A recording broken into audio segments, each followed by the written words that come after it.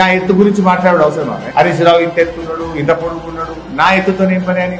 నా ఎత్తు కాదు కదా, రైతులు పడుతున్న తిప్పల గురించి ఆలోచించింది. నేను ఇలా రామాయణపేటకి వెళ్ళి వస్తాగా తొనిగండ్ల వడ్ల మార్కెట్ పోయినా. ఏం చెప్పుకునే వాళ్ళు 1వ తారీఖు నాడు వడ్ల కొనుగోలు కేంద్రాలు స్టార్ట్ చేస్తామన్నారు. ఇవాళ ఎంత? 21వ తారీఖు. 21 రోజుల్లో ఒక లారీ పోయిందా?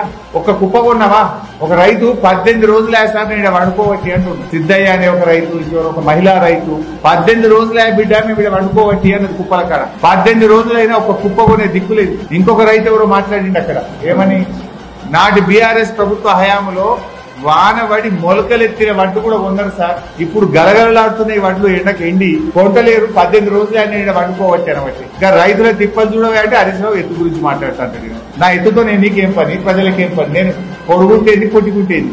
నీవు ఇచ్చిన హామీలు అమలు చేయి. నువ్వు వడ్లు కొనేది చూడు, రైతులు తిప్పలు పడకుండా చూడు.